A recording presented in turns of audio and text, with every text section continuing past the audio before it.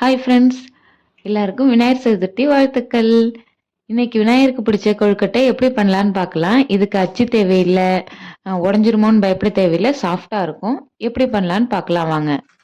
ஒரு மிக்சிங் பவுல்ல 1 கப் பச்சரிசி மாவு ஆட் பண்ணிக்கிறேன். 1 கப் பச்சரிசி மாவுக்கு நான் 1.25 டம்ளர் தண்ணி ஆட் பண்றேன். இது மாவுக்கு ஏத்தாப்புல டிஃபர் ஆகும். உங்களுக்கு ஏத்த அளவுல நீங்க இதை மிக்ஸ் பண்ணி எடுத்துக்கோங்க. நான் அந்த பச்சரிசி மாவை வறுக்கல எதுவுமே பண்ணல, டைரக்டா ஆட் பண்ணிக்கிறேன். இது பிகினர்ஸ்க்கு ரொம்பவே ஹெல்ப்ஃபுல்லா இருக்கும். வீட்ல எல்லாம் என்ன பண்ணுவாங்கன்னா, அரிசியை ஊற வச்சு அதை அரைச்சு மாவா ரெடி பண்ணுவாங்க. நம்ம டைரக்டா பண்றோம். இதே மாதிரி பண்ணும்போது கொழுக்கட்டை ரொம்ப நேரத்துக்கு சாஃப்டா இருக்கும். இதோட முக்கியமான டிப்ஸே இதுல நம்ம நெய்யோ இல்ல ஆயிலோ ஆட் பண்றதுதான்.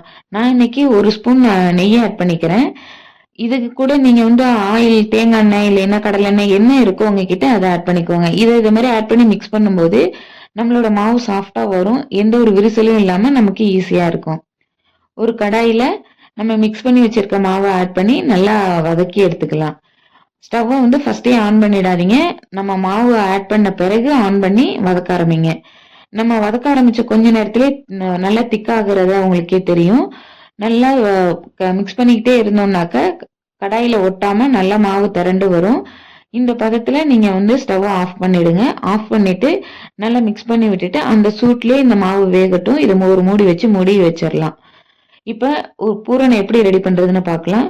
நான் 1/2 கப் கடலைப்பருப்பு எடுத்திருக்கேன். கடலைப்பருப்புக்கு தவிர நீங்க உங்களுக்கு என்ன பிடிக்குமோ அதை ஆட் பண்ணிக்கலாம். எள்ளு இல்ல நிலக்கடலை பவுடர் இதனால ஆட் பண்ணிக்கோங்க. நான் இன்னைக்கு கடலைப்பருப்பு ஆட் பண்ணியிருக்கேன். கடலைப்பருப்பு 1 பாதியா மிக்சியில அரைச்சி எடுத்துக்கிறேன். ஒரு கடாயில கொஞ்சமா ஆயில் விட்டு அதுல 1 கப் தேங்காய் துருவலை சேர்த்து நல்லா வதக்கி எடுத்துக்கிறேன். வதக்கின தேங்காய் துருவல் கூட அரைச்சி வச்ச கடலைப்பருப்பையும் சேர்த்து நல்லா வதக்கி எடுத்துக்கிறேன். அதுல உள்ள ஈரப்பதம் போக வதக்கி எடுத்த பிறகு 1 கப் சர்க்கரை ஆட் பண்ணி நல்லா வதங்குங்க. இந்த சர்க்கரை அந்த சூட்லயே மெல்ட் ஆகி நல்லா மிக்ஸ் ஆகி வரும். இதையும் ஆறட்டும். அப்படியே ஆற விட்டுட்டு நம்ம மாவு எப்படி செய்யலாம்னு பார்க்கலாம் வாங்க. இது ஒரு பக்கம் ஆறிட்டு இருக்கட்டும், வாங்க பார்க்கலாம்.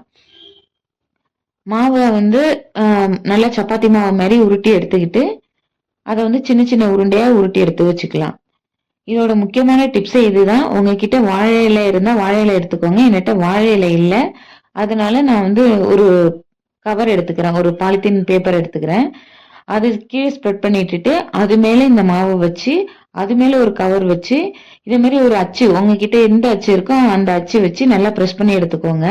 இதே மாதிரி ப்ரெஸ் பண்ணும்போது மாவு அழகா திரண்டு வரும். சில பேருக்கு கையில திரட்டும் போது உடஞ்சிரும், ஒழுங்கா திரட்ட முடியாது, ரொம்ப கஷ்டப்படுவீங்க.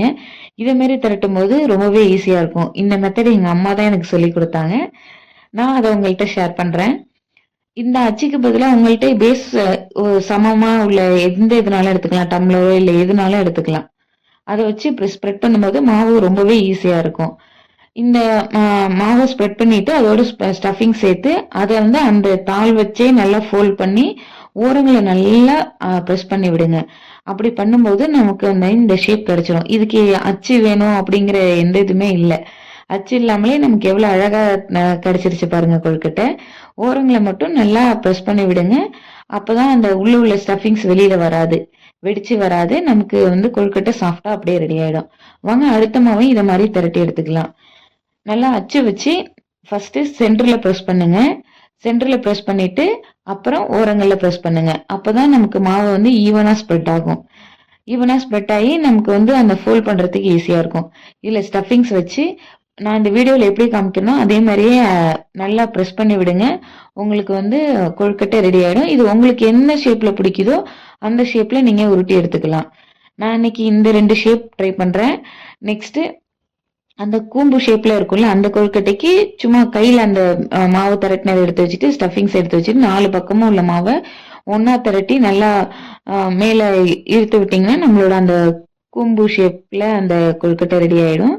இதே மாதிரி உங்களுக்கு என்னென்ன ஷேப் பிடிக்குதோ எல்லாத்தையும் ரெடி பண்ணி ஒரு இட்லி பானையில வேக வச்சு எடுத்தா நம்மளோட கொழுக்கட்டை ரெடி ஆயிடும்.